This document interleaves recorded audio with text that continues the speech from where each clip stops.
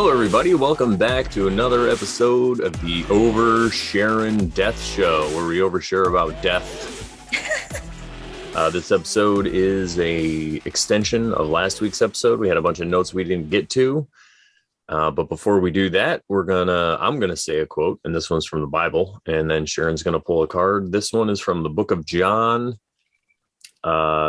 I think it's chapter 21, verse 18, 18 and 19. Very truly, I tell you, when you were younger and dressed yourself and went where you wanted, but when you are old, you will stretch out your hands and someone else will dress you and lead you where you do not want to go. Jesus said this to indicate the kind of death by which Peter would glorify God. Allegedly. Then he said to him, "Follow me." All right. What do you think that means? Like, how do you interpret that? When you were younger, I'm listening to it for the first time with new ears, so I'm just trying to kind of think about it in a different way than the way I used to. I think it means it never made sense to me, to be honest, but because even though the explanation says, oh, they said this was the way he was going to die, that's why Jesus said it. It's like, well, you're putting words in his mouth because he's not he speaks in parables and he's not telling you that's what he meant. So don't go putting words in his mouth. Sorry. Yeah, no, that's all right. I just think that it means when you were younger, you dressed yourself and went where you wanted, which means you were more like a child. You're inquisitive. You asked the questions. You weren't afraid. But then when you were older, you stretched out your hands and someone else will dress you and lead you where you do not want to go. So you let the zeitgeist or the society or whatever kind of lead your actions, but it's not exactly where you want to go. Yeah. And then it says, Jesus said this to indicate the kind of death by which Peter would glorify God. Then he said to him, "Follow me." So he's just like, follow me, meaning follow my example. Yeah, you can skip the part where the narrator says this is why Jesus said it, because I don't concur with that. Yeah. No, I would think I was looking at a different No, you're fine. I was looking at a different version earlier, just that one verse, and then I wanted to get the verse before it, and then I got a different version, so it didn't make as much sense, but I think people will get it. Yeah. Okay, cool. Thank you for explaining that. Yeah.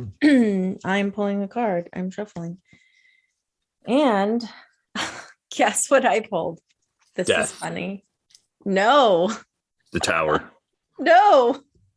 Totally different.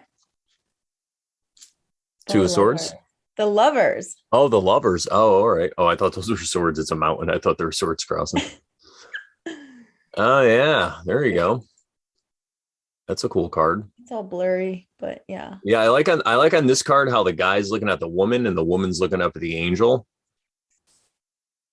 And I couldn't even tell that was an angel. How funny. Okay. Well, in the Rider-Waite, it's like an angel looking being with wings that cover everything, and that's just showing wings covering everything. So to me, that always was like it's the masculine looking at the feminine, and then the feminine is looking basically at God, like the creative side. So it's kind of like it's the logical part of your brain following. It's the right hemisphere of the brain is the creative. Yeah, so it's like the left feminine side looking at the right side. Logical left side looking at the creative right side of the brain. Mm-hmm. And where's the right side look? To the creation, to what's real, to what's really going on. Like it's not, because the left side of the brain is only looking at. So think about it this way: if that woman represents the right side of the brain, the creative side, the side that's more in contact with, I don't know, source or whatever you want to say it. It's only showing your left side of the brain what it thinks it can handle, so you don't go crazy. So that's why that side's looking at the other side, kind of like looking for its cues and what it could see in reality and what it can handle. And the other side's just looking at the crazy angel that's above, the craziness in the sky. But it's a good balance. It's a good alignment. It reminds me of and we talked about this in a really old episode, probably one of the first we did. I want to say it was probably episode 1. Because I went back to listen to it just to remember what we talked about. And I remember talking about James True and him talking about the spaghetti. I said spider monster in the sky, but I think I meant spaghetti monster. And how your amygdala, if you went through some traumatic experiences when you were young, your amygdala won't let you see things that are too radical or things that might scare you again. So it just shuts that part down. So what you were just saying right now about like your brain letting you see only what you like, only what it's going to let you see or what you can handle. Yeah. Yeah. I think it's the same with just the nature of reality. There might be beings or things around us that we can't see. Maybe Bigfoots. And our brain is just like, nope, like you can't handle that yet. You're not at that level. You know, you're only at level 1 or whatever. Yeah, exactly. Yeah, that brings us to what we're kind of talk about. First thing is first is coming full circle with all this stuff, because you just brought up episode number 1. Yeah, well, even prior to episode 1, we had episode 0, but prior to that, we did a show that was like not part of, we hadn't even come up with Brandon hadn't even come up with. It was a Brandon Bonanza episode. It was just a regular Brandon Bonanza episode. And I was just asking questions about the tarot because I had just started to learn about it. And I believe that was back in June. So like not even a year ago, it was probably 9 months ago-ish. And Brandon was answering my question. He was like, why don't we just make a show out of this rather than like just talk on the phone? Maybe other people will benefit from hearing your questions and, you know, the answers I can provide. So I asked you questions about 3 cards. And now I didn't go back and listen to that episode, but I remember at least 2 of the cards. One was the Death card and the other was the Devil card.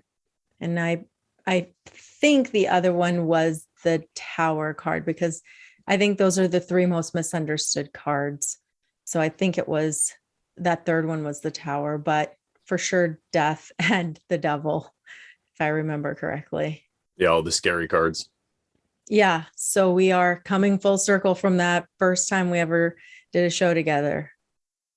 Yeah, it's great. And it's cool because it's 9 months and 9's like the number of perfection. So we're perfect, everybody. We can just end right here. What do you think you learned since then?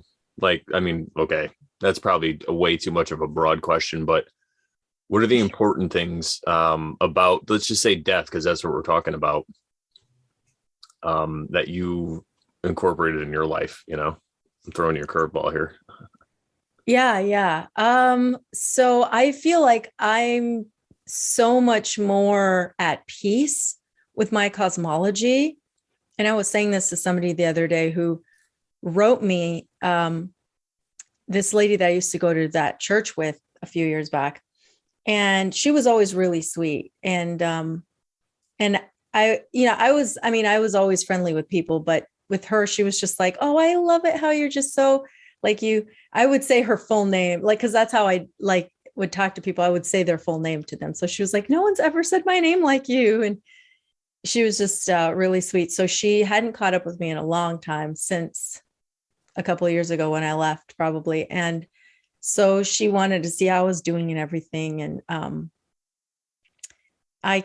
was kind of like, well, I'm in a different place now, but I'm very happy. I'm like super content and comfortable with my cosmology and my philosophy on life, etc. And, you know, she was like a little bit like, because I told her, I said, I started doing a podcast with a friend, but it's on topics you probably wouldn't, you know, I don't want to offend you with the topics that if I, you know, and I didn't send her the link or anything, because, you know, I don't want to be like pushy, you know, but yeah, I just basically told her I was comfortable and happy with my cosmology and the way I see life. And that's, to answer your question, that's how I feel now, because and we're going to talk about this later, but I don't have fear And it's not like I think I mentioned this last time. It's not like I was a fearful person anyway to begin with about death.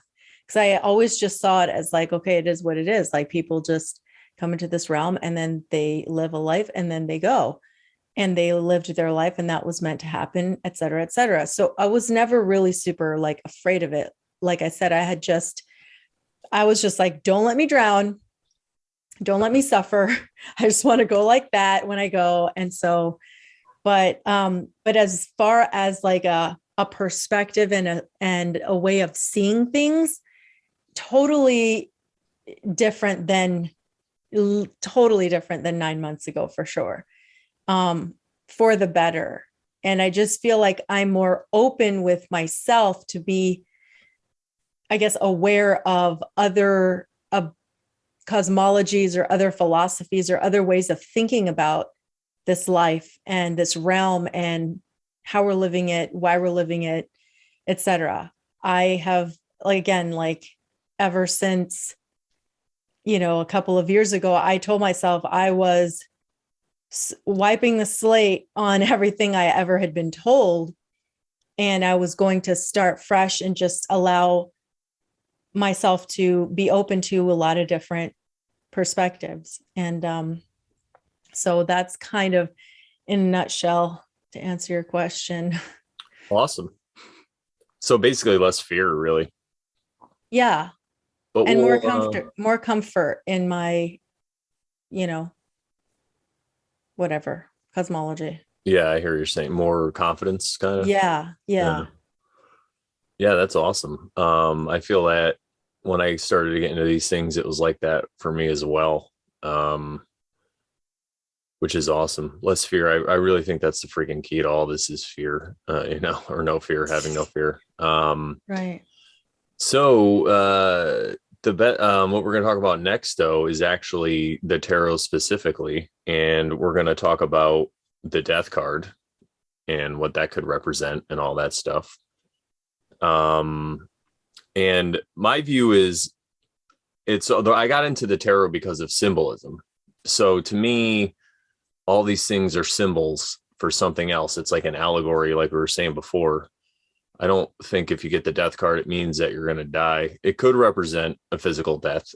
That's just what the nature of the tarot is. And I think this is it's like a warning for people, because when people say the tarot's evil or it's bad, it's like a tool.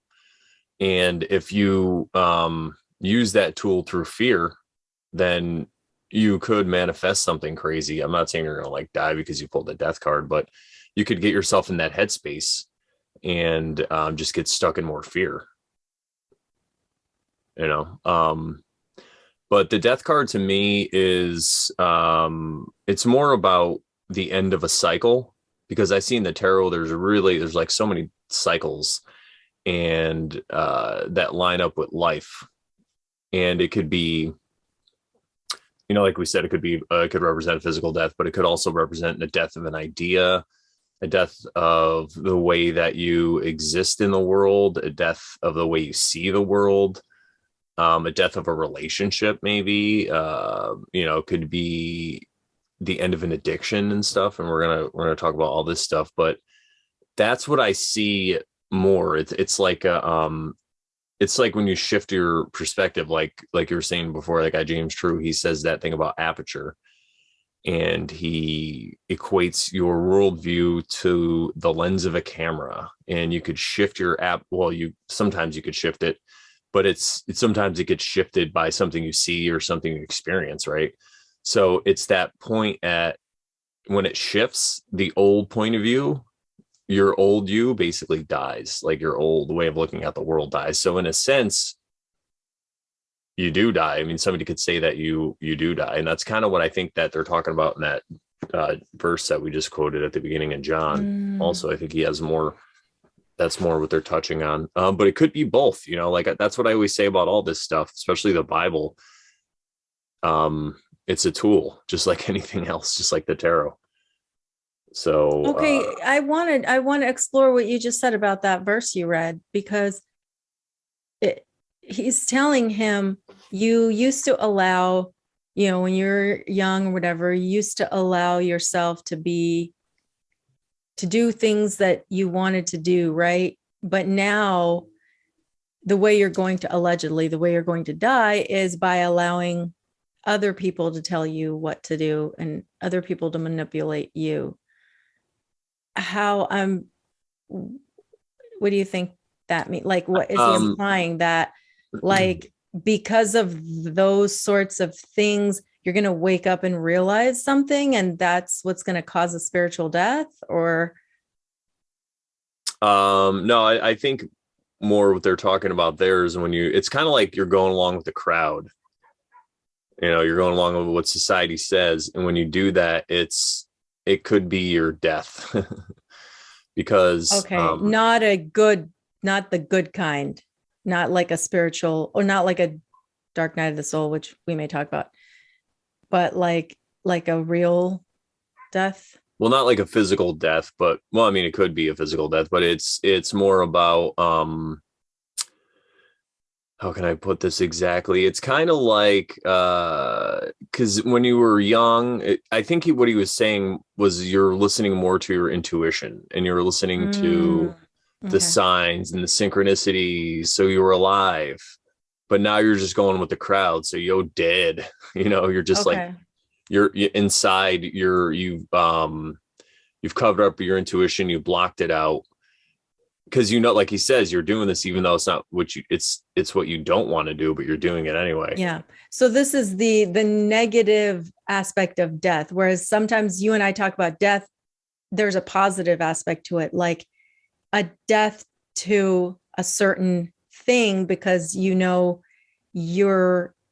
way you used to see things was not the right way or whatever. You're growing and you're seeing things in a new way. So I get what you're saying now. It's like, it's the inversion of that.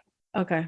Because, when you're younger, you think about when you're a child, and like we always talk about, we'd ask all these questions and then we kind of just like settle into our lives and we just accept certain things as truths. And when we do that, we do die spiritually, I guess you could say. Our intuition and stuff dies. So yeah, it's like an inversion, but then you could come back out of it. That's the best part about it. It's all about cycles, So your former worldview of trusting your intuition died, and now you're just going with the crowd. And then that way of thinking of going with the crowd can also die, and you could wake up to your trusting yourself and your intuition and source and God and the synchronicities and all that stuff. Yeah. So I think that's I think that's what they're talking about. Again, though, there's so many different ways to interpret it. And I don't want, I'm not saying it's the only way to interpret it. And I'm right, because, those who speak don't know, those who don't know. I concur. And I just, honestly, I took it as like one interpretation of many. Mm-hmm. And we're actually going to talk about that next, all the different ways that one could die. And we're going to use the tarot again. It's not exactly the tarot, but it's just an aspect of the tarot, which is the different elements. The tarot didn't invent those. They were just people just use the symbolism of tarot to explain these different ideas and to showcase them. So wands is a fire death. So that would be more like we talked about, like an ego death, like a death of like a spiritual death, like we were just saying. And it has all to do with what we just said. Your worldview changes. You realize that you're not the center of the universe anymore, and it's not all about you. We're all in this together. So then your way of looking at the world, that you're the center of it, even if you don't think you're like this egotistical person or whatever. I'm not saying like a narcissist. I'm just saying a normal person. A lot of people, just because of the way we've been raised and the way we exist in the society, I know I felt that way. Like I was kind of the center of the universe. Like I didn't enunciate it that way. I didn't say it that way. I just had this solipsistic way of looking at the world where I didn't care as much about other people. And I don't think I was even that bad, because I would still try to be good and stuff, not screw people over. But there was times where I was just like, fuck it, who cares? Like I'm just going to do this. So it was more about that stuff. And then when we talk about that's wands, and then the next suit is swords. which is air and ideas. And that also can have to do with your worldview. I mean, a lot of this has to do with your worldview, I guess, but this is more about an idea that you had. So say you were like, you know, you really thought the story about JFK, you really thought it was Lee Harvey Oswald, man. And then you like saw some shit and you're like, wait a minute. And you saw some evidence and you're like, this doesn't make any sense. So then your way of viewing that whole incident, the JFK thing, changed. So your old way died. And then we have cups, which mostly you talk about emotion. That suit is all about water and emotions and feelings and stuff like that. And that I think could, you know, because if you're getting a reading and you're talking about relationships and stuff, say you want some clarity in that area, so you get a reading or you pull a card, I think that would pertain to, could be a relationship, like the end of a relationship, or an end of a friendship or something like that, or you know, maybe it's a family thing, or it could be it just has to do with that. Or even again, it could go back to the way you see the world and it shifts. So now you don't want to go around and sleep with all these women anymore, like I did in my case. Now I just want to find a wife, you know. So in that way, I had a death in the area of cups. And the last one is Pentacles. And the more mainstream approach to Pentacles is like career and job. So that could easily be one. It could be that your job's coming to an end, your career is coming to an end, maybe a way that you see the way that you support yourself in the world or whatever, or the way that you feed yourself, or the way that you make money, whatever it is, it's going to change.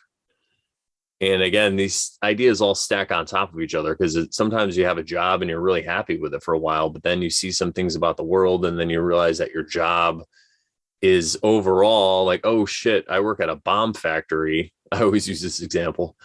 No, I don't work at a bomb factory, but I'm saying, you know, if you work at a bomb factory, at first you could be like, oh, I got this job because I really support the US and I support the troops and I want, you know, I want to get evil. But then you look into the foreign policy, something happens, and I don't know, maybe you go to Afghanistan, maybe you take a trip somewhere and you see what's really going on. You're just like, I can't make bombs anymore. This is not going to work for me. So that like was happening to me when I used to work at this major corporation. And that was happening to me, I want to say around late 2019, because it's like I saw the nonsense coming, but at the same time, I was already thinking about things like, okay, what is my job like? I kind of was like a paper pusher. So, you know, it's like I'm sitting at a desk and I'm like, am I really benefiting anyone? Like, is this real? Like, these are just like fake. Like, I just always felt like it was painting me into a corner. And like, how would I even apply for a job at another place? Because I wouldn't necessarily have experience for another job in another place because of how specialized, you know what I mean? It became just doing what I did. And even though I kind of created my job and I kind of did whatever I wanted, but I mean, I was still doing stuff, but I knew what I was supposed to do, and I would see where things needed to be done and I would just do them. I would find ways to do them, you know, but no one told me, you know, do this, do that. I just kind of saw the need wherever things needed to get done and I would just go toward that. But it was, you know, I just felt like in the industry I was in, I was just kind of like, I don't really like this. And I don't like where this is going. And I don't like that this corporation is just buying out other corporations. And then I just don't get it. Like, why this like desire to be like the number one and the like making the most money and all this stuff. And it's like, we need to grow and we still need to grow because, and I'm like, why can't you just be happy with what you have? Like, why do you need to grow? I don't get it. You're successful. Why keep going? Like, why do you have to feel like you need to grow? Why don't you just be happy with what you have And all these thoughts were always running through my head. And yeah, I kind of knew it was coming to an end at some point. I just didn't know when. But yeah. Yeah, well, that reminds me a lot about because I DJ weddings and stuff, and for me that's cool because bringing joy and happiness to a bunch of people who are celebrating one of the most important days of their life. So, but when I was DJing at bars and stuff on some weeknights, like if I was off, I'd go work at a bar. And in 2019, the same thing. I was just like, summer 2019, I'm DJing and there's just like, hundreds of people at this place. It's like packed and everyone there's just hammered, and they're just, and to me in 2019, I'm like, these people are all out here, they don't care about all this stuff that's going on in the world. They don't care that our country is, involved in all these wars that are just, in my opinion, BS. They don't, it's just like they're engaging in escapism. And I felt like I was kind of helping that, or I was aiding it. And and it's the same thing. Well, if I'm not there, another DJ is going to do it anyway. And I need, I need to feed myself. So I was still doing it because I didn't feel like it was directly causing harm to anybody. But maybe if I DJ'd real well, somebody would go out and I got them all fired up. They go out and kill that person. No. And then 2020 happened. So it was kind of like that got taken away from me anyway. So it was kind of a blessing. Yeah. Same thing with you, right? Same here. Yeah. And I'm still like a blessing in disguise. It just. Yeah. And then when 2021 came, I don't think 2020 there was any bar gigs going on really, but actually I could have had a couple, but they wanted me to not show my smiling face. So I was like, no. And then 2021, the bar that I had been DJing at for years, because it's the company that I work for, they also scheduled the DJs for this really big, I guess you could say bar or whatever restaurant. It's like some nights they have 3 different DJs because they're so big and they have different rooms. They have like a giant outside area. So they wanted me to come there because they really liked me. And in 2021, though, I just was like, on the nights I had off, I'm like, I'm just going to take these nights off and enjoy them. Like, it's not worth it for me. I actually just said, I priced myself out. I was like, sure, but I need more money. And I knew that would work. There you go. So they're like, oh, I'm like, all right, good. Because they could get somebody else to do it. So I'm like, fine. Yeah. Then you could get someone else. That's not going to be me. So it worked out that way. But yeah, in that way, I had that death, same thing. And that I guess you could consider that like a pentacle kind of death. So, yeah, very true. Yeah. And a lot of times though, it has to do also, a death can come with an addiction. And this can fall into any of those categories, because you could be like addicted to, when we talk about addictions, it's really just something you're engaging in as a form of escapism. So you could womanize, you anything, do drugs. It could be alcohol. It could be like eating out too much or eating too much food, or, even stuff that you would think is, or like shopping too much, buying too many things. Like it could just be anything. That's a good one for Pentacles, probably overdone. Yeah. Exactly. And I think that I don't think there's anything inherently wrong with the addiction, because in my view, in my own case, I had to get sick of it. I had to get to the end of it. And it's a lot of addicts that I talk to that are like drug addicts, former drug addicts. That's what they told me. They were just like, I just couldn't do it anymore. Like I almost died. One of my really good friends I grew up with, I actually drove him to rehab in the beginning of 2020. And then he got out like 2 weeks or a week. I think he got out like March 1st, and then everything happened March 11th. So the poor guy. But he was able to maintain, he has a wife and kids and everything. So he was able to get through it because of that. He saw his kids and he didn't want his kids to grow up without a father. So he had that moment where he's like, if I die, my kids are not going to have a dad. And it just woke him up, and he had a death right there, Mm-hmm. Boom. It was, and again, it's all in the mind, it's his perception of what was going on, because before, same thing, he could have died anytime. And that's what would have happened, but he just didn't see it until he almost did die. He had a really bad experience. and he woke up in a parking lot, and he was like, you know, some dude was like, I think he was like in the middle of the street. His car pulled over or whatever. So they helped him get to the side of the road to this communal parking lot, and he just kind of slept it off there. But then he was like, dude, I could have, you know, especially where he was, like, he's lucky that he didn't get carjacked, you know, like, he was really lucky to have somebody come that was a good person, I'll say, you know, that was like, and they, so, yeah, I, that's my view on addiction. And, you know, because yeah, you want to try to help people, you want to try to help them as much as you can, but sometimes at the end of the day, it's just woke raping, whatever you're saying to them to try to get them to stop. They have to see it for themselves. And I'm not saying that you should just give up and quit trying, but I'm just saying that's what's going on. So you kind of have to, in my view, that's how I approach it. Like, I knew he was having issues, and I wasn't sure if he was still using or not, but I would always hang out with him whenever he wanted to come over. And, you know, if he needed to borrow money once in a while, I'd give him like $20. Until I really found out what was going on. Then I didn't really have much money to spare at that time too. So it worked out pretty well. But yeah, that's always how I viewed it. I didn't judge him. And I think because of that, he was able to call me and ask me for a ride to the rehab, which is like a 2-hour drive. And it worked out really well, because he's like, I can give you $100 for like gas and whatever. And I ended up needing some money at that point. So it's crazy how it works out. And he was able to tell me all about this, and we talked about a lot of this stuff on the way up. So yeah, it was a really good experience, only because I left myself open to that and I didn't judge him.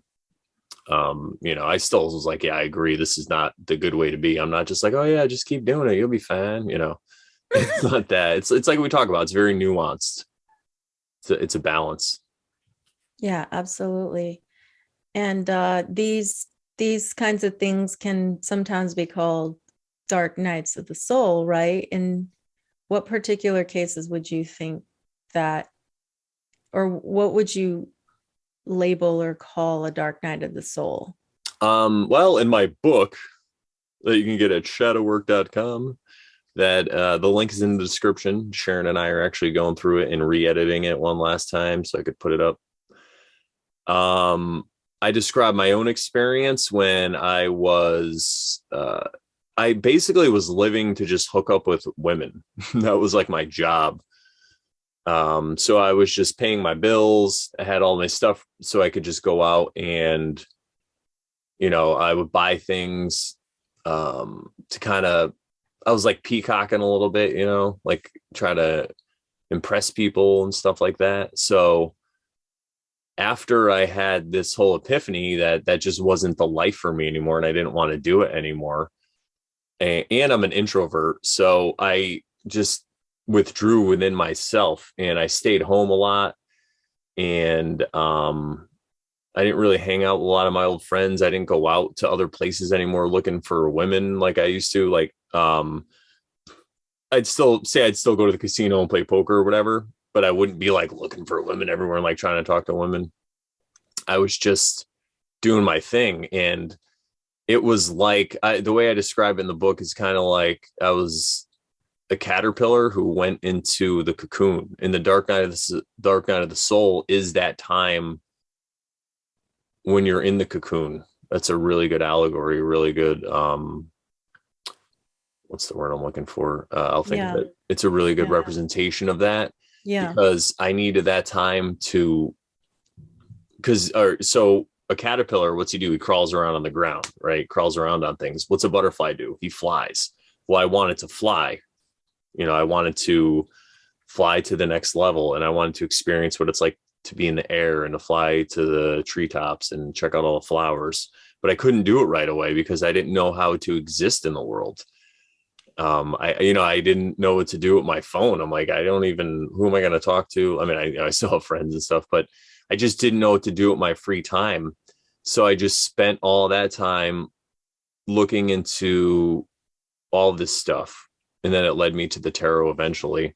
But it's weird because when you surround yourself with people who are like-minded, it's hard to hang out with them again. It's like when you're an alcoholic and then all your friends drink or whatever, and they want you to go out to the bar. It's like, you can't just go to, I mean, you could go to the bar, but then it's going to be boring and like probably really hard for you to just hang out at a bar and not drink and then have to deal with drunk people. It's like, trust me, I know I DJ, like when I DJ'd, I never really drank. Once in a while I'd have one or something, but I know a lot of DJs that drink. That's why they DJ.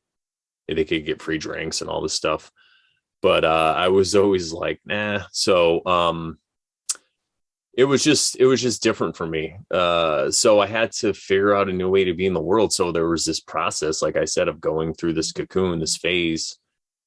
And I guess that's the best way for me to describe what it was like, or what a dark night of the soul is. I mean, a lot of new age, it's kind of like a new agey term because that's where it came out of, I guess you could say. That's who made it popular. But it really is. It's just like a dark time when you're going within and you just don't feel like you belong in the world. You don't know where your place is, I guess.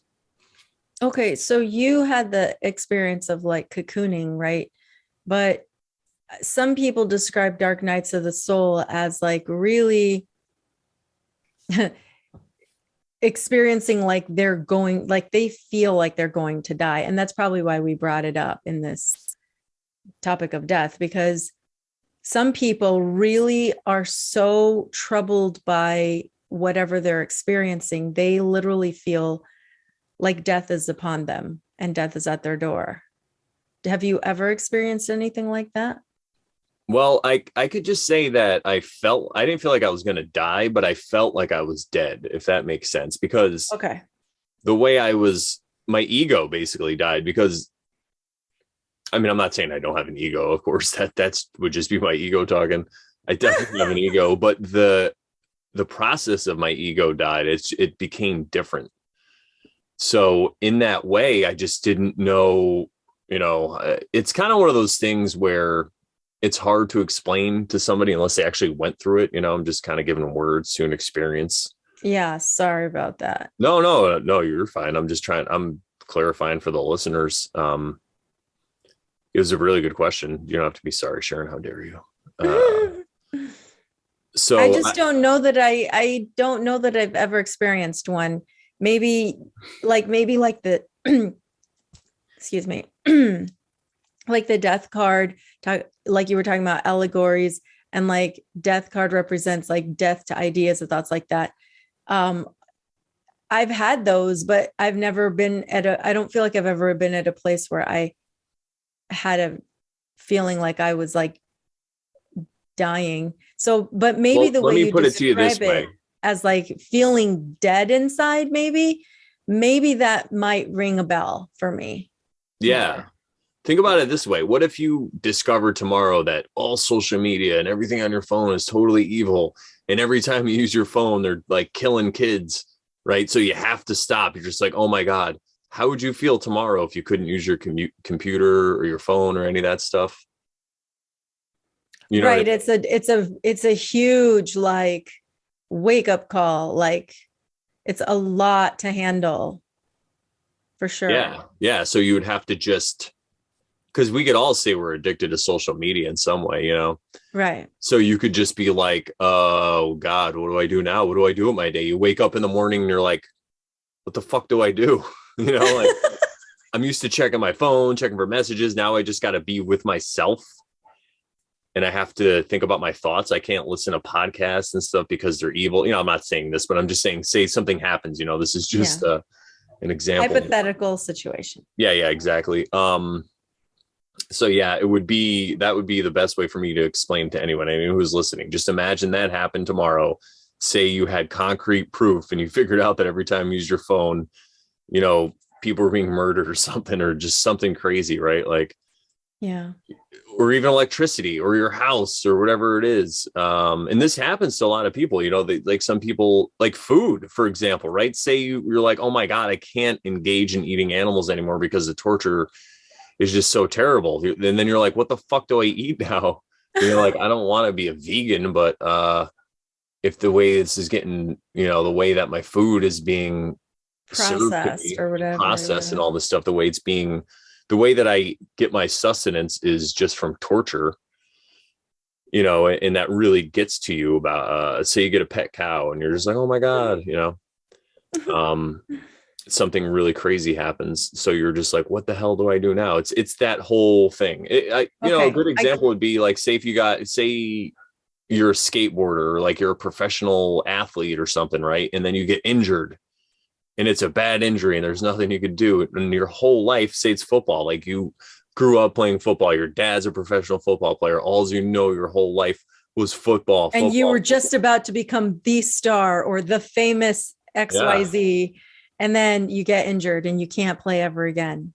Yeah. So you didn't even get fame yet. So you don't even have that to use. Now you're just stuck, right? What the fuck do I do now? That's basically what it is. Okay. Yeah. Yeah. So I can say that definitely Wesley passing away was one of those moments. Yeah, exactly. Like, what do I do now? Like I had this life. It was going this way. We were supposed to be married. We were supposed to maybe have children later. Like, and now what am I supposed to do by myself? It was like, it felt like death. You have to find a new way to exist in the world. Yeah. Without him. Exactly. Yeah. That's a great example. I didn't even think about that. And it was like the most obvious one. Yeah, I know, right? I'm so retarded. No, you're fine. And we're talking about death. I know. That's why you're here, about Sharon. It last week. You're here to point out the really obvious things that I miss. I'm like, oh, it's too. That's why I always tell people, I'm like, if it's too obvious, sometimes I miss it. Like a joke. How like a lot of times somebody will send a meme, and you're like, what's this meme mean? That happens to me a lot too. I'm like, not with memes, but like if somebody like, because okay, for example, I did stand-up comedy for a real long time. Hopefully I'm getting back into it one of these days. And I would just sit through hours and hours of open mics and hear other people's jokes. And sometimes a joke, I'd be like, wait a minute, what? Yeah. Huh? And I just, because it's too obvious. And I'm like, oh, that's what they were trying. Because I don't know. Yeah. I get it. Happens to me too. Yeah. I'm pretty dense when it comes to jokes and memes. And it's also symbolized in a lot of different religions and stuff, or different, whatever you want to call them, cosmologies. And one of them is that I always liked was the Egyptian underworld, because they show, you could see these like hieroglyphics or whatever they call them, all these like murals and all this stuff that's carved in stone, where they show somebody actually dying and going through an underworld and being carried through the underworld and all this stuff. And I think that's part of what that is. I mean, it could actually have to do with an actual death too, but that's how this is so great, because everything is like so fractal. Mm-hmm. It could have to do with real death, but it also has to do with a spiritual death, or like all these deaths we talked about. Mm-hmm. And you're going through that underworld. It's like you're kind of in hell. I mean, there's worse hells to go through, but in your case, you were basically like in hell. You're just like, what the, it's like the Twilight Zone. Like, what do you mean my husband just died? What the fuck? Like you were saying in the last episode, like, what the fuck do I do now? It doesn't make any sense. And so you had to figure it out, and you think you're alone, but you're really not alone. That's what it feels like at first. And I think that's what the Egyptians are trying to show you, because they have, I think it's Set or somebody that takes you. Yeah, I'm sure Zerlath will know. Who is it? Somebody in the chat put it as who the death person is. But like, think about Hades, right? In the Greek. Yeah, Hades in the Greek. Yeah. Right. So they're who's the person who takes you across the river Styx? Right, River Styx. Yeah, I forgot who it was. Maybe Hades. Yeah. So it's the person who ushers you. It's like the Six of Swords. You see that person in the boat, and the rider wait, and there's the two passengers with all the swords.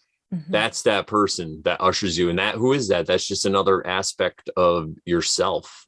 Mm-hmm. That's why I never feel alone when I'm by myself. Like, I have all these personalities with me, all these voices.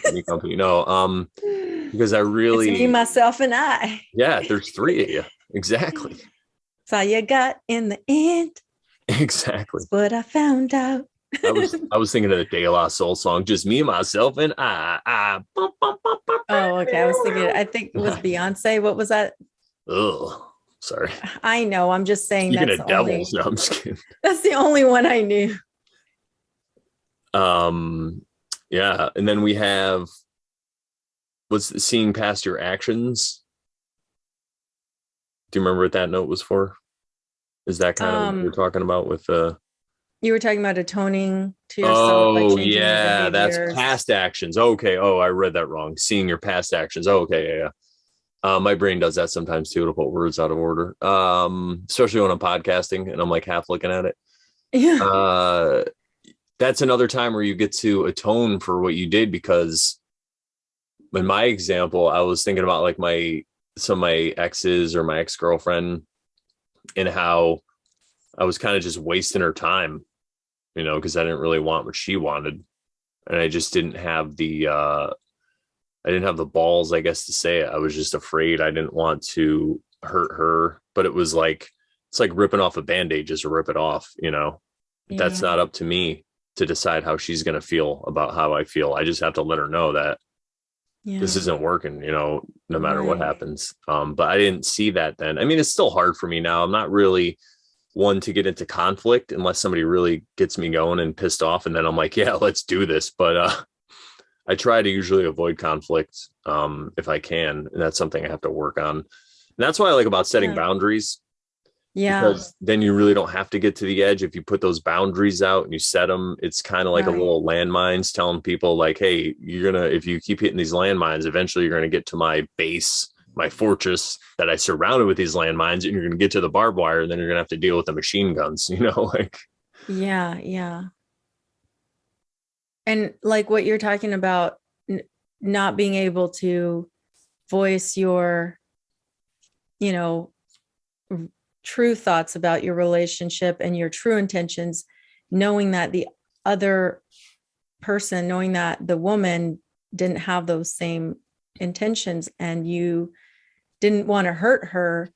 I think that was the same thing that was happening with me and Andreas, because he just could not tell me those things. Yeah.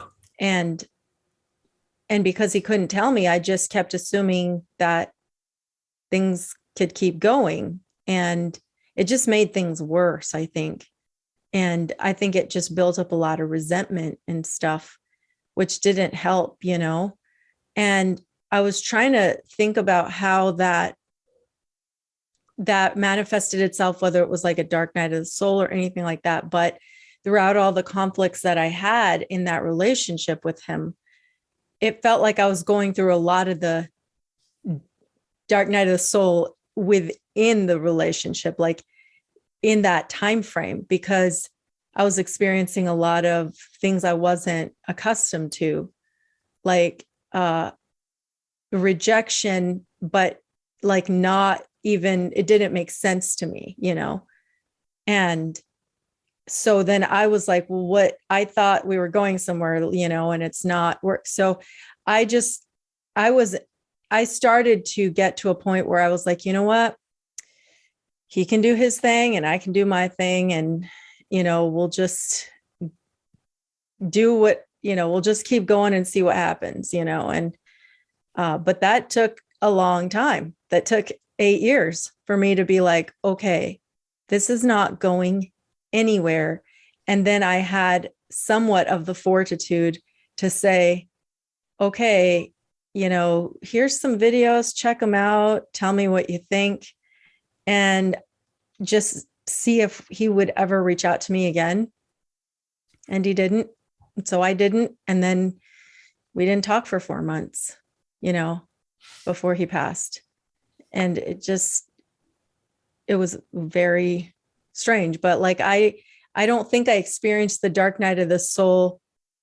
Like, I don't know. I guess I experienced it throughout the relationship, like multiple times over and over and over again, until I was like, okay, this isn't right. This isn't working.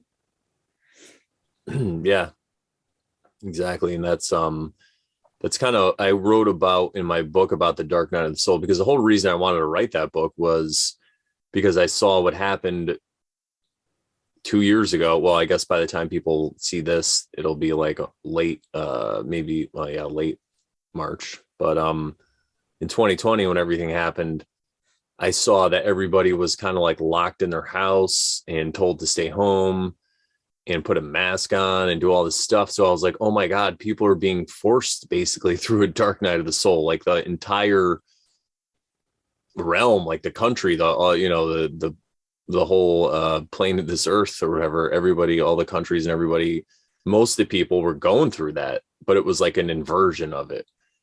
It was, they were being told to do it, so they were doing it. And why were they doing it? Same thing. There was a different worldview, but it was being pushed on them. It wasn't one that they came to on their own.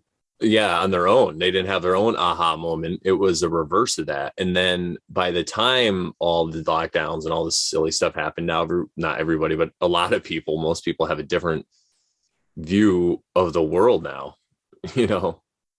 It's crazy. Nobody wants to shake hands and all this stuff now. And, so people were basically put through this dark night of the soul, or they went through it willingly. I'm not saying anyone was forced. No one's a victim here. They're just a victim to all the propaganda, I guess. So now everybody's just a little more divided because of that. It's going to swing back and things open up and people are happy and they get back together and stuff, but everyone's different now. I mean, we're all different because of it. Look at me with my long hair and stuff. Actually, I was doing that before. But yeah, it's just, it was a period of change and everybody kind of was stuffed into this cocoon to become this crazy butterfly moth. I was going to say moth. That's crazy. Yeah. Because moths are not pretty. How dare you? I mean, you just offended all the moths that watch us. Moths, listen, all our moth fans, you guys are beautiful. All right. Keep watching our show. Don't listen to Sharon. I mean, everything in this realm is beautiful, including no, I know what you mean. It's flies and gross bugs. Gross bugs. How dare you? What would the frogs eat if there was no gross bugs, Sharon? No. Oh, they're perfectly, they can have them. They can have them. They can have those.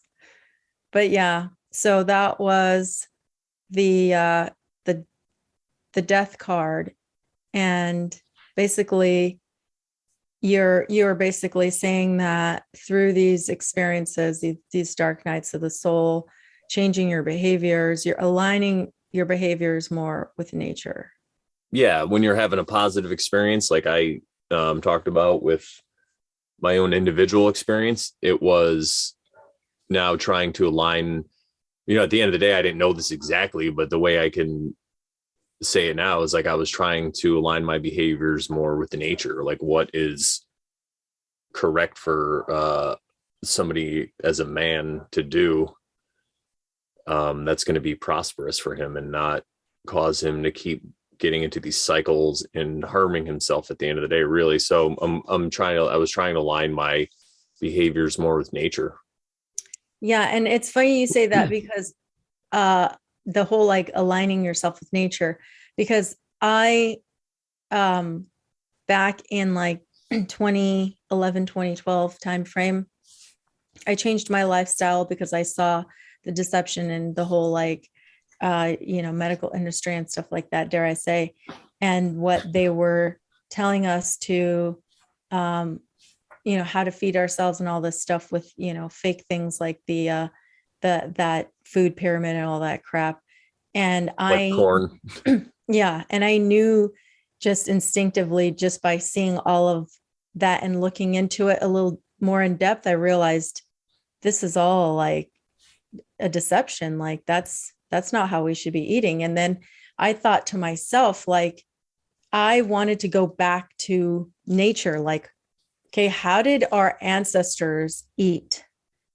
And of course, every part of the world, every part of this realm has different ecosystems and they can eat different things. So like we had talked about this before, but like the Kalahari Bushmen eat roots from the ground, and that's how they get their water and their sustenance.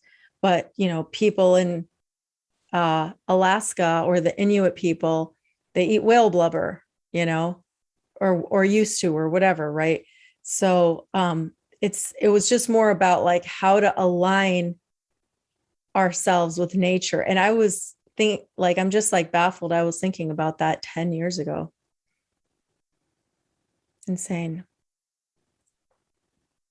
You're muted. Yeah, I just know the dog was barking next door. Oh, that's just another way to it's another death that you had, right? It's the way that you were looking at eating, right? It's just, and it's that's what I'm saying. Like, it's not just one thing that happens and you're fine. There's all different things. That's why I really wanted to highlight the different suits of the tarot, to kind of let everybody know that it could, the possibilities are endless. Tomorrow I could have another one. I mean, I could, exactly, in the show, I could be like, oh shit, and then we can have multiple epiphanies and have deaths to different ideas all the time. Yeah. And that's why I said I left myself open to possibilities when I said, okay, I wipe the slate clean on anything anyone has ever told me about anything.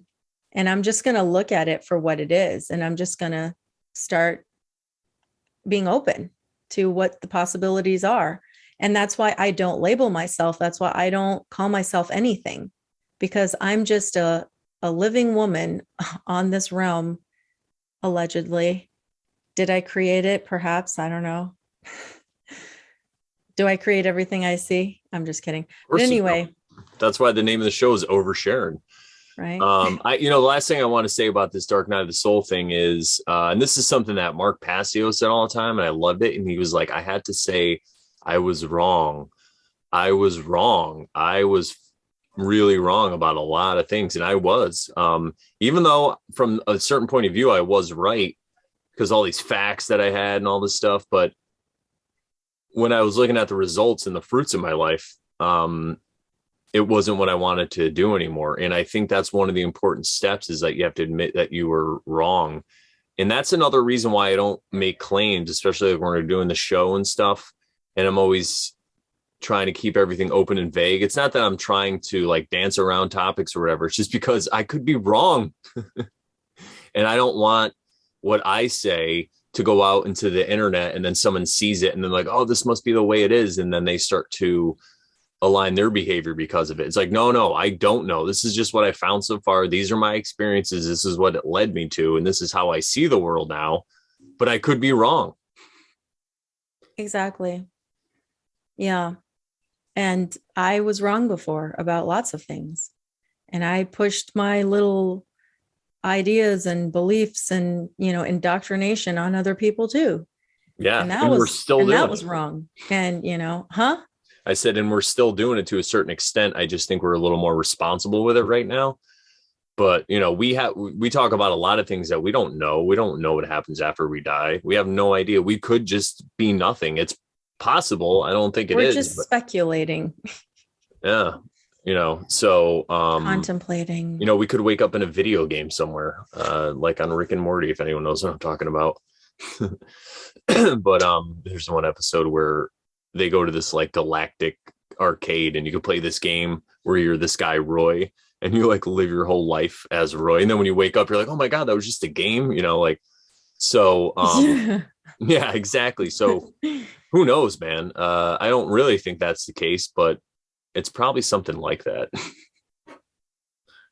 That's just an allegory for it. But yeah.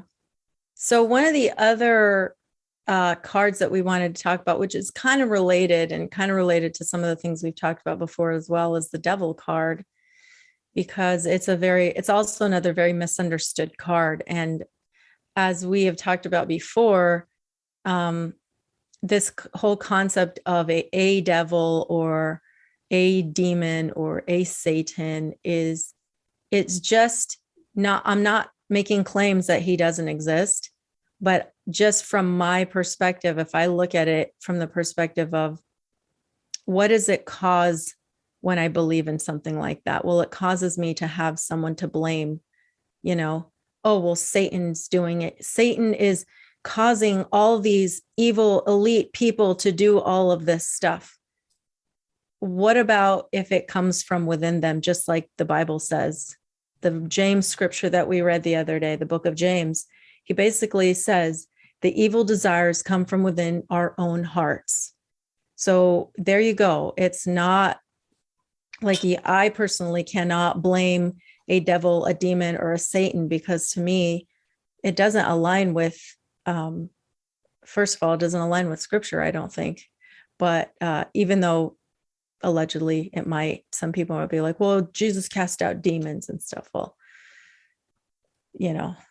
maybe we'll talk about that someday. But I personally see it more as a victim consciousness, a victim mentality, to be like, well, the demon, the devil attacked me, and then it made me feel like this and made me do that. And to me, that just, it doesn't, it's like victim consciousness, ding, ding, ding, ding. That's all I see. Yeah, I hear you. The devil card itself, people think it's like an evil card, and a lot of people are scared of it. They don't want it to come up in their reading. And I think the card itself represents what we were talking about before with the addiction. It's that cycle. If you look at the card, there's like in the Rider-Waite, you see the devil in the middle, and then there's a guy and a girl on each side. It's almost like the Lover's card with the devil in the middle. It's exactly like the Lover's card with the devil in the middle. And instead of the angel, though, you have the devil, and there's chains around their necks, and there's chains going to the seat that the devil's sitting on, whatever, this little pulpit or perch. But if you look really closely at that card, I've said this so many times, if you watch the Terrible podcast, we always talk about this, the chains are loosely set upon these little people that are there. So it's like they've chained themselves, and they don't want to escape from their being chained. Yeah. And even the way the one guy's kind of looking at the devil, he's kind of like, he has his hand out. And to me, sometimes when I look at that card, I feel like he's saying, well, what can I do? It's the devil. I'm chained here. There's nothing I can do. And that plays in with the victim consciousness a lot, right? Yes. And I'm not here to make claims that there's a devil or there's not a devil, but what we're doing is asking these questions, because even if there is a devil, there's no excuse, right? You can't blame the devil for your own behavior. Exactly. At the end of the day, that's more important. That discussion is more important than, to me, in my mind, than even is there really. Right. Same thing when people talk about Jesus, they're like, do you think there was really Jesus and he died and he was crucified, or he was crucified and he rose 3 days later and all this stuff? It's like, we can have that conversation, but first, do you think it's more important to live his example? Do you do that? Because if you did, you probably wouldn't be arguing with somebody about. Yeah. So, but you had an epiphany. Yeah, that's what I was just listening to Tolkien. Sure. Yeah, I was listening to the Silmarillion, which is, I've talked about this all the time now because it's like my favorite thing. It's my new boyfriend is the Silmarillion. It's my new girlfriend, I guess I should say. Romance. So I don't sound gay. Yeah, it's this. So in that book, it's basically like the prequel to Lord of the Rings and The Hobbit and all that stuff. It basically tells a creation story. It talks about the firstborn, which are the elves, how they came and how they dealt with these god creatures that were on Earth. And one of them, so in the story, you have Iluvatar, which is the god that created everything. He's the creator. And then you have 14 Ainur underneath him.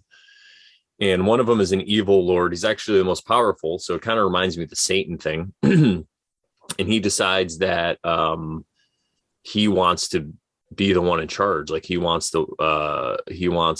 to run everything. And from that desire, he becomes this evil lord. And it's a whole long, big story. And there's this age where he's released, or he flees. He goes to Middle Earth, which is the different realm from where the Ainur are. It's across the ocean. And he wreaks all this havoc. And he's like trying to kill all the elves. And so some of the elves go there to try to beat him. And they meet the elves that are already in Middle Earth. And they get together and they fight him and all this stuff. And at the end, he's almost about to win and crush everybody. But then those 14 Ainur that I was talking about, those beings, they come across the sea with their army and all the elves that are still in the Blessed Realm. I forget the name of them. I'm terrible. Anyway, so they come across with this huge army and they defeat him.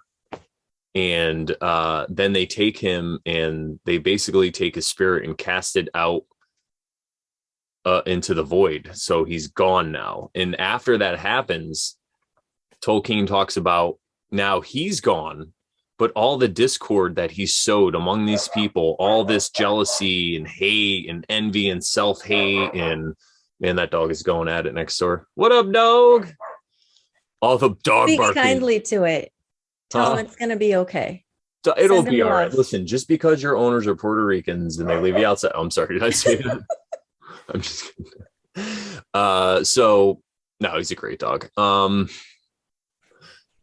Yeah, so all this stuff, right, that is left now is what everybody has to deal with, and that's what happens. I mean, now you still have Sauron, who's the Dark Lord, who is under him, and he's still out there, and he's still able to do things. But at the end of Lord of the Rings, they also vanquish him now, so he's gone. So there is no more Dark Lord.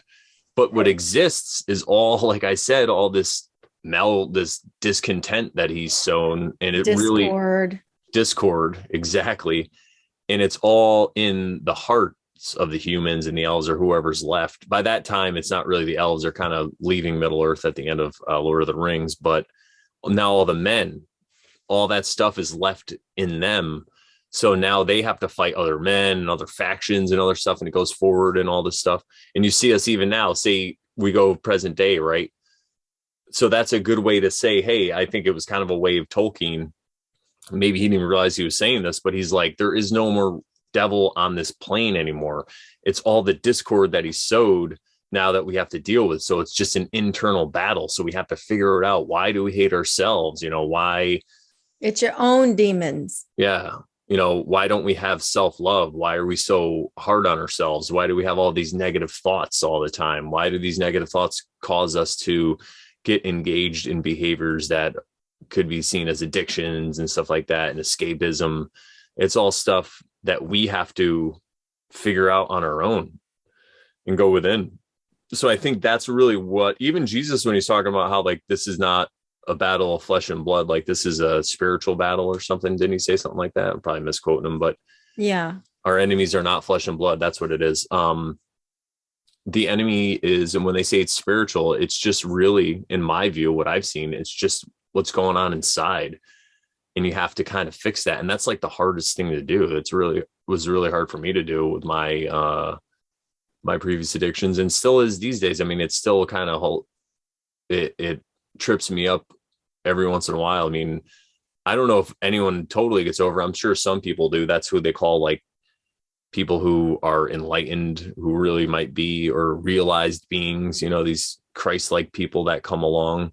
One of them was Ram Dass, his guru. His name is Maharaji, or Neem Karoli Baba, the two names that he went by. And he was just there existing. Like he didn't have opinions and stuff. And he would just like talk to people about different things and just like kind of blow their mind, and just like was constantly doing devil's advocate basically to people, you know, like explaining the other side, and just trying to sow compassion, I guess, instead of discord. And I feel like that's really the battle now. That's what I face anyway. Yeah. And to what you were saying earlier, Jesus said something about, or you were saying Jesus said, I think it was Paul in one of the books that Paul allegedly wrote something about that this is not a battle of flesh and blood or whatever. I think it was Paul. Saul of Tarsus? Yeah, him. Mm-hmm. Josephus? Sorry. Yeah. Josephus Maximus? All those people. That one guy? The same one guy. One guy? No, I'm just kidding. Yeah, I mean, could it be? We don't know. Yeah, we don't know. We don't even know if that was even real, like if all those people were even real. But you mentioned self-talk, and it made me like negative self-talk, and made me think of, or because I've been thinking about that the last day or two, and earlier, I think it was around my meditation or during meditation, I was thinking about the negative self-talk stuff, and I was trying to remember, like, was I ever engaged in that sort of thing, in the sense of, I would hear people say like, well, I'm just very hard on myself. I'm always like, Andreas was like that. He's like, well, you know, what you don't realize is that I'm really hard on myself. And I'm always like, you know, whatever, judging myself for what things I said or what I did or whatever. Right.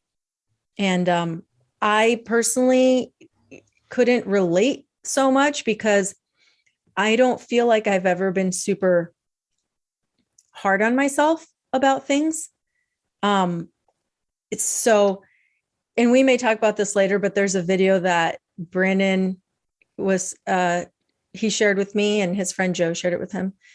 And, it made me think about all these things. And one of the reasons potentially that maybe I didn't get into this whole negative self-talk thing was because of my eldest sister growing up, and her telling us, since me and my little sister, well, she's 2 years younger than me, but me and her, my eldest sister always would tell us, you guys are the best. You are beautiful. You are intelligent. Don't let anybody tell you otherwise. So, you know, when you're going around with the mentality that no matter what somebody tells you, you know that you're able, you know that you're intelligent, you know that you're capable, you know that you're, you know, it didn't, you know, as much as like people are like, I don't want to sound like I'm full of myself or anything, but because I don't feel like I was that way, but I was just like, you know, I was always okay accepting people telling me, oh, you're pretty, or you're this, or you're that, or you have a beautiful voice, or and I would just say thank you, because some people might be negative self-talkers and they couldn't accept, like there are people who couldn't accept being told that they were like attractive or good looking, or they couldn't accept gifts and just weird stuff like that. Andreas was like that. He was a little bit strange, where sometimes I would be looking at him and he would tell me, he would be like, why are you looking at me? Like, stop staring at me. And I'm just like, okay, this is awkward. Like, what am I supposed to do? Not ever look at you? Like, I don't get it. So it's just interesting. Just that whole concept of the negative self-talk, and that concept that he was talking about in that video, which we may talk about later. It just was very interesting to me because I couldn't relate with the negative self-talk. I never felt like I was hard on myself, really. I don't know. That's one way, is you could be hard on yourself, but it's also kind of like, remember when I was talking about you, talking to you originally 9 months ago, when we were talking about recording an episode, and you're kind of like, let's see, maybe I will, you know. Now, when I said that to you, you know, you should come on my show. And if there was part of you that was like, you know, you probably would mess up, or you're not good enough at this, or you're going to screw it up, or you won't be able to do, that's what I'm talking about. It's that little voice, right? It's not just. Okay. Well, let me just clarify for you that it was, and, you know, it may be negative self-talk still, but it was more from the perspective of, what do I have to say to people? Like, who am I? You know what I mean? Like, I didn't want to be I'm some guru over here telling you something, you know what I mean? But I suppose it was more of I guess maybe it is negative self-talk, but I just thought to myself, who's anybody, right? Who is me? I have a show. Who are other people that do shows, you know? Right. They all had to start somewhere. Right. And the successful people in any field are the ones that didn't listen to that voice, or despite that voice, they just kept pressing on and they just kept doing it, you know? Right. Same thing in comedy. You know, I know so many comedians are really good. They just never really went anywhere. And then some that weren't as good, and they made it, you know, they're famous now because they some of them is crazy because they were like delusional. They just thought they were so good. So they just so they became good. Right. Yeah. Right. And that's well, really, and that's the positive self-talk, right? It's like, that's the positive side of that ego. Yeah, exactly. right. Well, it manifests, right? Because you create your reality, you manifest your thoughts, right? And when Brandon wanted me to do a show with him, I just felt like I wasn't ready. I had, Andreas had just died. I felt like there was just a lot of stuff that I wasn't ready to talk about. And I felt like if Brandon were to get me on his show with Ashley, because I think that was the original plan, I was going to be on the Terrible podcast with Ashley, and you guys were going to ask me questions and do a reading for me. And I'm like, I just can't do that right now. Like, I can't, I'm too vulnerable. I'm too emotional or sad or whatever. I don't know. I'm not ready to share that with anybody yet. So that also was part of it as well. Oh yeah. No, I'm just trying to give you an example of like what it could have been. I have no idea. I was just shooting. Yeah, no. And you have a point. Yeah. And I think to some degree we all deal with it. And a lot of it, I feel, comes from the way we're raised. So the fact that you don't deal with it as much probably is because of your sister, yeah. Right. The way that she treated you and stuff. And yeah. She didn't want us to be treated any differently at school. Like, even if we were treated differently at school because we were kind of different, the way we dressed was different, and all that stuff. We were,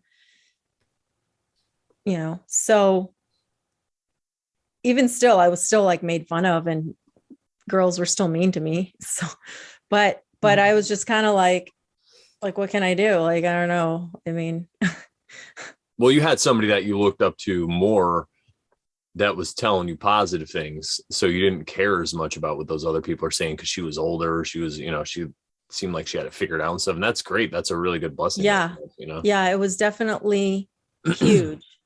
And I should tell her that. I should tell her that I was thinking about that and it was pivotal for me.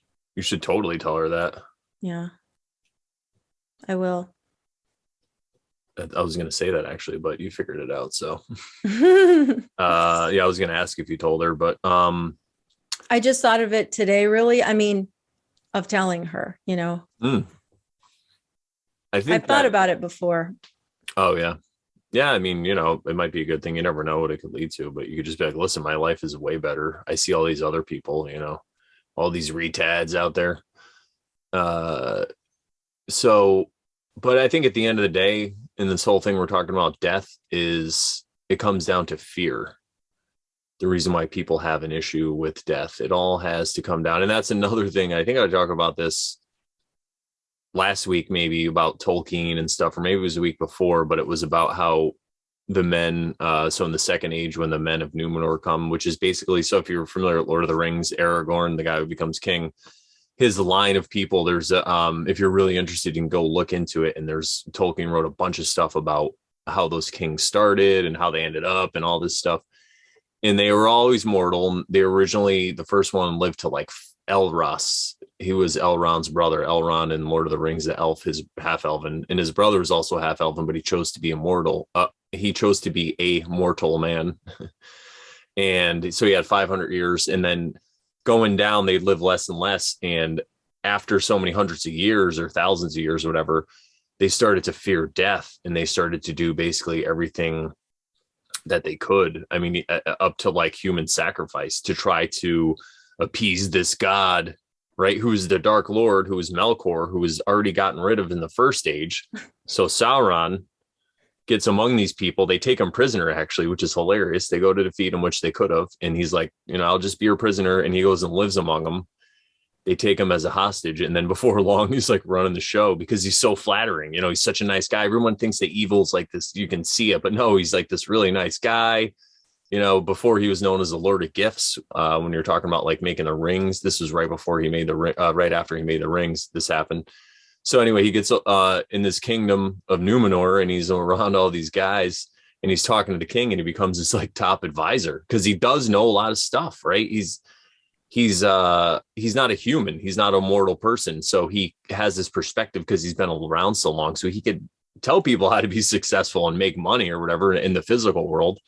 So they started to listen to him, and he starts to have them worship Melkor, who was the original Dark Lord in the first one. He was the one that was in Ainur, and then he got cast out, so he wasn't even around anymore. But all these people are still making sacrifices. They have altars. They're killing people because they are trying to find the secret to immortality because of fear, because they were afraid to die, which is originally a gift.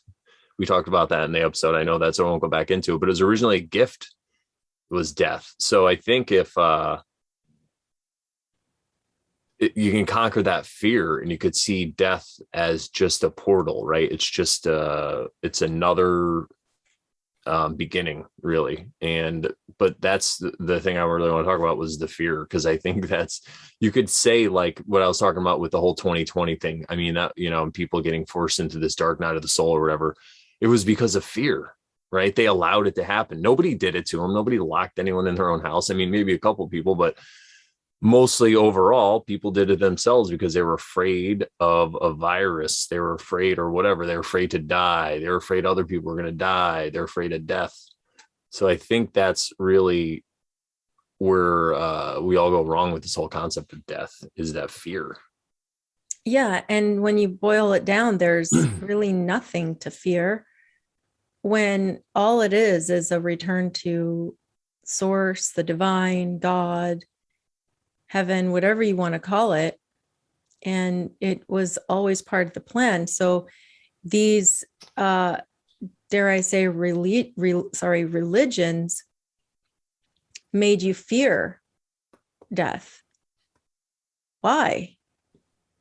You know? Yeah. Very good control tactic, I think. Yeah. And I think it comes down to just being too much in that material world, you know, instead of spiritual, which the other way could be just as dangerous. I was just thinking about this last night. That's what the New Age is about. The New Age is trying to just tell you a lot of times that it's all spiritual. It's just all spiritual, man. Don't worry about it. You'll be fine. It's all spiritual, which I think that's another trick. Grapple. Yeah. Another grapple. It's another trick, because it's a balance. All we ever hear is balance, balance, balance, right? You know? And I think that in order to shift and to get into that correct balance, you really have to, or what worked for me was just figuring out that this material world wasn't all there was. It's not just material. You know, I mean, the material part could even, we could just be making it real with our minds, you know, but I think in that material world, though, we still have to live in accordance with God's law, with natural law, with the golden rule, because that's how we're able to get into our spirituality, and that's how we're able to be happy, I guess you could say, right? That's the best way, instead of accumulating karma where all these things keep happening to you in the material world because of your actions, because of your behavior. All this bad stuff that you perceive as bad stuff keeps happening to you.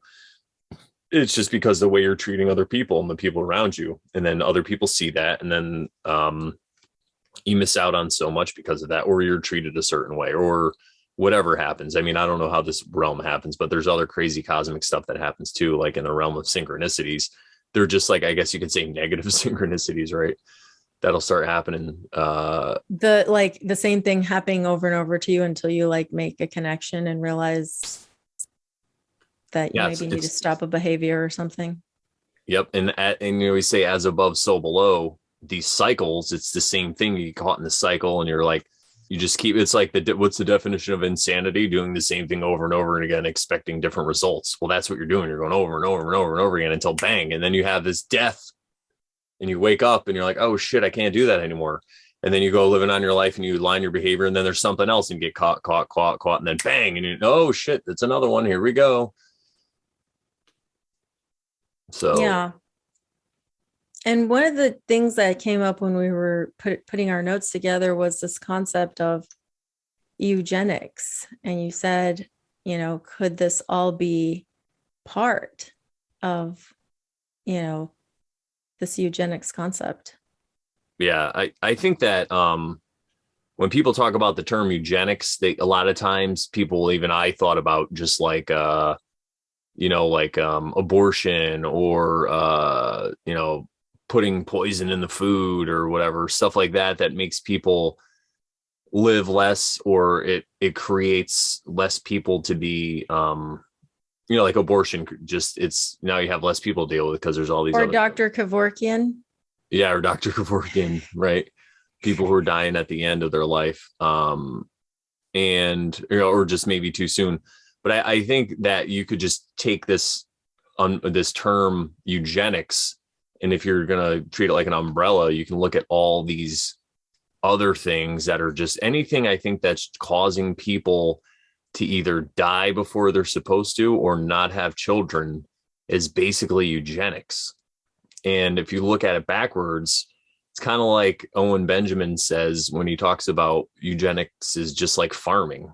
You know, if you have goats or if you have cows or chickens or whatever it is, you're actually in charge of how many can procreate, right? And how many could be here if you're responsible anyway, right? And if you're gonna, you know, if you're gonna castrate this one because you don't want too many males making babies and stuff like that, you just need the females for goats. So you have this plan. And in the same way, I think you could see how the human race or the human men and women are being are allowing themselves to be controlled in the same way. And it's really just all comes down to the mind, you know, because we talk about like lifespans and stuff like that. And some people say we're supposed to live to 120, and, you know, people in the Bible live to be like 800 and all this stuff. Well, what if we are supposed to live to be 120, but we've just been tricked through media and everything we've ever been told that you're only going to get about 80, 90 good years in, if that, you know, maybe you'll get 60 good years in, then the rest is just like hell or whatever. I think all of that is just part of eugenics. And I think if you can convince people, mind control. Yeah, mind control. If you can convince people that that's what it's going to be, then that's what they're going to manifest. Create their reality. Yeah, they're creating their own reality of only 80 years or 85 years or whatever it is. Same thing with cancer. Exactly. If you believe the narrative that, oh, you're gonna die, some people take it, believe it, and then they do. And then some people say, no, I'm gonna beat this, whatever this is, I'm gonna beat it. And they survive. I think cancer itself could even be part of that, because if you look at all these behaviors that we're not supposed to engage in that can cause cancer, whatever, like smoking and eating, all this crazy lifestyle and all this stuff. I think some of it, yeah, it might not be healthy for you, but I think the human body is a lot more resilient than we give it credit for. But I think if you have this belief in the back of your head that's saying, oh, I shouldn't do this, I shouldn't do it, it's going to give me cancer, it's going to give me cancer, I'm going to, you know, there's warnings on cigarette packs, you know, everything on the TV, all this shit. I think after a while, people are just creating their own reality where they're kind of giving themselves cancer, you know? I mean, I'm not saying this is the case for everybody who's ever had cancer. This is just a slim example of what we're talking about here. Because again, a lot of it has to do, I'm sure, with the toxins in our environment and all this crazy stuff, right? Again, part of the eugenics. But I think, though, if you can convince somebody that their behavior is going to cause cancer, then there's more of a chance that they're going to get cancer. I'll just say it that way, right? And then once they get cancer, if you look at the mainstream way to fight it or battle it, radiation and all these drugs and chemotherapy and all this stuff that's actually toxic for your body. So it could weaken you. And if you get to this weakened state, you might feel like you're going to die. And then you kind of just go along with the process, you know? And then could be the only reason I'm saying this. So if everybody that got cancer just died, I wouldn't have any evidence, but there's so many stories of people who've miraculously cured themselves, and they might not have any idea that the medical industry is a sham, allegedly. They might not have any idea, but they just might have this burning spirit that I'm just not going to die. So they fucking don't. They just right through it, and their body heals itself. Right. And you always hear about those stories of people who are like, well, my grandpa smoked every day of his adult life and never got cancer and died an old of ripe age of, whatever. And, never had any issues with his lungs. And it's like, because that guy didn't put that out onto his, he didn't project that sort of mentality. And so he didn't create that reality for himself. What mentality? That victim narrative, that victim mentality, right? Bringing it back again, full circle, because there it is. That's really what it is. And again, I'm not here to disparage anybody. I mean, I've had, I'll just put it this way. My dad came from a family of 8 brothers and sisters. There's only 3 left. So, I know about aunts and uncles and people in their family getting cancer and dying and stuff like this. So I get it. It's a hard thing to talk about and to think about and to try to even entertain. But I think something could be said, though. Like I said, if you're just thinking every day that you're going to get cancer, if it's in the back of your brain, the TV shows, the commercials, and they're talking about cancer and all this stuff, and everyone's talking about how cancer's on the rise, and this new, all these things are 5G is going to cause cancer, and microwaves and all this stuff. And I'm not saying they're good for you, but that toxicity plus your mindset is no good, in my opinion. Absolutely. I concur. And then we have the most infamous example of, coming to the end of life, but it being self-propelled, shall we say. Self-inflicted. Yeah. So suicide, of course, we got to talk about this on the episode of death. We had to talk about suicide. Now, this is a crazy one because so many, religions will tell you go to hell or whatever if you kill yourself. And I mean, honestly, to me, I think it is the coward's way out. I mean, there might be circumstances justified for you to kill yourself, like if you're going to jump in front of a bus to save a bunch of people or something like that, that's a little different. But I think if you're just gonna you choose to end your own life, and listen, I get it. It's not victim-y. Yeah, it's very victim-y. Definitely, it's very victim-y. And I'm not saying I'm this perfect person. I understand why somebody would want to kill themselves. It's not like I'm this perfect saint. I get it. This fucking world can suck. A lot of bullshit happens to you.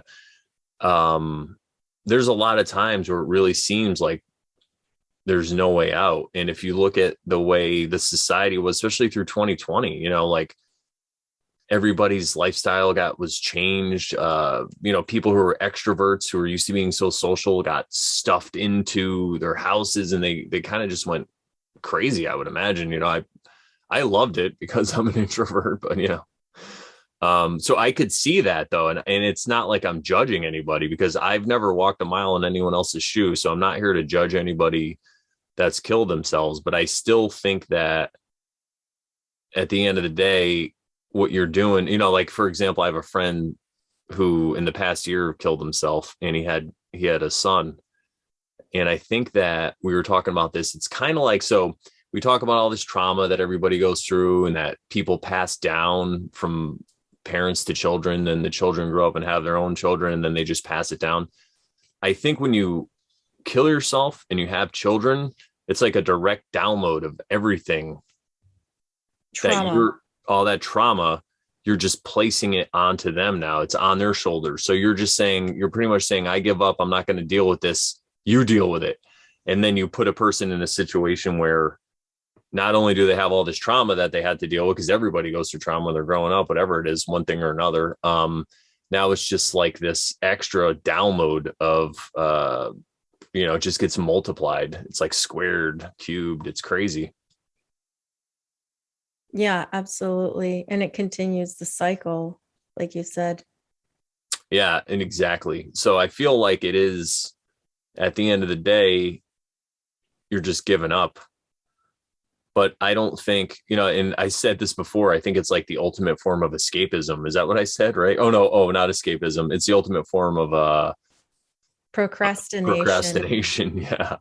Because you don't want to deal with it. So you just put everything off. You're like, I'm just going to put it all off, and I'm just going to kill myself. To my next lifetime. Yeah. And that's what I feel like, if people realize that more of what I think is going on with this whole realm, this whole existence, and how there might be something that's kind of like reincarnation. I don't think it's exactly what they say, because it never is. But if there is this thing where we're souls and we're working on ourselves and we have to work out this stuff, and if we are all one, because we are all men and women, so we all are part of this, we'll say species for lack of a better word, right? This group of beings, I think collectively we have something we kind of have to work out. But the way to do it, though, and everybody gets tripped up, is they try to fix everybody all at once. Like, how am I going to fix the world? And we've talked about this before. I think it's really only by fixing yourself. So if you put this off, and then any kind of form of reincarnation or whatever it is, where we do recycle, you're just going to be put in a spot where it's probably even worse. And then it's like playing video games, it's like Mario, you get all the way to the end and you die and you got to go to the beginning and go through all that bullshit again. I feel like that's kind of what it's like, and maybe even worse. Very, very good point. Even if you just reincarnate through your own line or your own family line, it's just like the way the consciousness works, right? So if you kill yourself and now your kid has to deal with this, now if that kid has kids, what if you're his kid? Or one of those kids, right? Now you've just got the child. Compoundedness of like what you dealt on them. And now you're going to have a really fucked up dad or mom or whatever it is, and you're going to go through some massive trauma. So now all this trauma you're creating, it's like they say you can't really get rid of matter, right? Matter is that you can burn it or whatever, but it always goes somewhere else. So it's the same thing. You can transmute it, but now you have all this other shit you got to deal with and transmute. And I think it just goes back the other way. And that's probably why this experience or whatever just goes on for allegedly for like, generations and generations, or however long this world lasts. Maybe it's infinite or whatever, but is because of that, because it's like waves. So now you just have there's a larger wave that's created that has to be dealt with now. And it reminds me of a script, like some scriptures in the Bible that talk about like what you pass down to the next several generations. And it's kind of like, if you are, engaging in some sort of negative behavior or whatever, you're just passing that on, and it gets passed on to, the fourth, whatever, because there are different scriptures, and, one of them says the fourth, but another one says something else. So, it's not always exactly the same, but yeah, I mean, it says you're just passing it on. So could it be that you reincarnate into like that third or fourth generation into that lifetime? And then what? You're basically dealing with the same thing, but you did it to yourself. Yeah. And the inverse of that is, if you heal it, then I think it kind of goes up and down. It's like, just like we say, the best way to be an example, the best way to change the world or whatever is to be a good example. It's the same thing. If you become that example, now everybody in your family is going to have to, it has that example. So if you have children, or even just the people that you deal with in the world, you could transmute some of their trauma, kind of like we do when we talk to our friends and we give people readings and stuff like that. We're transmuting that shit. And if we can open their eyes and have them have an epiphany and look at the world a little bit differently, we just kind of took some out of the world. We transmuted it is really what we did. And that's really, I feel like that's the way, it's really the only way you can do it, even though it is the hardest work that can be done. I think that's probably why it is the hardest work, because it is the right thing to do kind of at the end of the day, Yeah. So, cosmic procrastination. That's what I wanted to say. That's what suicide is. Yes. Cosmic procrastination. Absolutely. Suicide is cosmic procrastination. And you were saying, if you kill yourself slowly, like, by alcohol poisoning or something like that, you basically don't have the actual balls to like do it right away. You're just doing it slowly. So you're magnifying the procrastination. You said it's procrastination squared. Yeah, it is. And I mean, obviously it's better to be an alcoholic than to kill yourself. But at the end of the day, when you're engaging in these, I don't know, like negative, I guess, or hurting or behaviors that hurt yourself, and you're slowly dying. That's really what we're doing. And it's just playing back into this eugenics thing, and suicide would be the ultimate. I mean, I'm sure every time somebody kills himself, a eugenicist is like, yes, I don't know how it really works, but yeah. So good chat. Yeah, we've been going for like an hour and 20 at least, I think. So at least. Yeah. We weren't even sure if we were going to get to. Yeah. Not bad. Yeah, not bad, everybody. Well, is there anything else you wanted or we needed to talk about before we wrap this show up? I don't think so, but I have kind of a silly question for you. Okay. Remember how in one of our episodes, and I don't remember which one it was, but it's probably episode, I'm going to guess it's episode 1.1. We talked about the Ouija board. And we both were like, yeah, if we were offered to play the game, we probably still wouldn't want to play it. Yeah. Where are you at on that? Where, like, would you still play it or would you not play it? Like, would you not play it or would you be like now open to it? Just because we were talking about, like, earlier, you said something that made me think of the Ouija board. You said something to the effect of like, if you're doing things that are in line with your nature or karma or something, like you were implying that, like, if you have good intentions and you're aligned with those natural law and all that stuff, that the stuff you do isn't really like there's nothing to fear, basically. So that's the only reason I brought it up. I'll put it to you this way. I think it's another tool, just like a gun or a hammer. And it's funny because this is the third time that Ouija boards came into my brain this week. One of them was Owen. Somebody actually super chatted him talking about him. Really? And he's like, yeah, just leave him alone. That's what he said, which is so funny. Yeah. And so I think that it's a tool, like you said. Yeah, it's a tool. Sense. But the way I'll put it is, right, so say it's like guns or whatever, right? I know that I'm an expert with certain firearms and all this stuff because I have the training and I've done it before. Guns, but there's certain stuff that I wouldn't mess with because I don't know about it. And I'll just say that's how I kind of feel about the Ouija board. I don't really know enough about it to use it. I don't have enough history. And from what I've read about it, I'm not really too worried or concerned about what would happen. But you never know, you know what I'm saying? Like, so I just kind of leave it alone. But I do still think it all is internal, even though, like, this is the thing. I went into a rabbit hole about Ouija boards. I went down a rabbit hole. This is before I got into tarot and stuff. And a lot of people report coming across the same entity. I forget the name of the entity because they'll ask, like, oh, I heard somebody yelling. Sorry, I thought it was my neighbor. God. It's a Ouija board coming to get me. Entity. Yeah.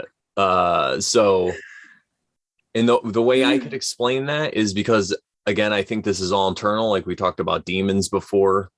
And I think demons are real, but it's just something that's inside of you that's coming out. And I think that because we are all made of the same stuff, we're all made of the same consciousness, that these entities exist in there and they can have access depending on your point of view and stuff like that. So I'm not really too worried about that with my own use of it if I was going to use it. But again, because I don't understand it fully and because so many people reported the same like experience with this entity, I would have to look into it further. But I mean, if somebody put a gun to my head and said, use the Ouija, I'd be like, all right, fine, I'll use the Ouija. It's not like I don't have any fear of it. I think that's another thing too. If you have fear of it, right, it's going to leave the door open, right. But again, I just don't have the expertise, so I wouldn't mess around with it. Very valid points. Thank you for answering my question. Yeah. What about you? No, I concur with you because that makes sense. You know, I don't know enough about it. Like with tarot, I learned because you were slowly basically teaching me and I was learning on my own, but something like that, I would have to look into it and know, like, what is it really intention for? Like, what was the purpose of this thing? You know? Yeah. It's like a power tool. Like some tools I know how to use, some I don't. So unless I sat down and studied and knew where it came from, like I looked into the tarot, like, I went hardcore into looking into the tarot and all this different stuff. And again, I still feel it could be dangerous for some people because it is a tool, but because of my knowledge and everything and what I use it for in my own life, I just use it as a mirror, as a reflection, where at the Ouija board, you're actually asking it like direct questions, in the tarot, you could ask the tarot direct questions, but that's not what I do. I'll just say, this is what I'm thinking about. And then I use each card, and we've talked about this before, but I just use each card as a mirror to look around about the situation, to point different things out, and to get a bigger, view, to get more of a zoomed out view of everything. With the Ouija, you're kind of zooming in because you're like asking direct questions with it and stuff, And I think that's where it could get really tricky. So maybe one day I'll figure out a way to use it and it'll work out. But right now, I just don't think it's right for me. So, yeah. Yeah. No worries. It was just a fun question. And it's evil. No, anyway. So. All right, everybody. Well, thank you guys. Thank you guys in the chat so much. And I know Carrie's going to get mad and say this is a short episode, but sorry, Carrie. Maybe we'll start doing 2 a week. I don't know, but anyway, thank you guys in the chat so much. Anyone that's listening to this later, if you have any questions or comments, please leave them below wherever you're watching this. Let us know, hit us up. We're pretty easily accessible if you want us to talk about something, if you disagree with what we said, or if you agree with it, whatever it is, or if you want, we've been getting some really good comments lately, even like on Telegram, people have been sending messages and, talking to us about it. And it's awesome. I love it, and yeah, thanks to Joe for showing that video to me, which we'll probably end up talking about sooner or later. And thanks to everybody who supports us. Sharon, what do we say to the good people? That if you're not oversharing, then you're totally not caring. That's right. That's right. So overshare and care on.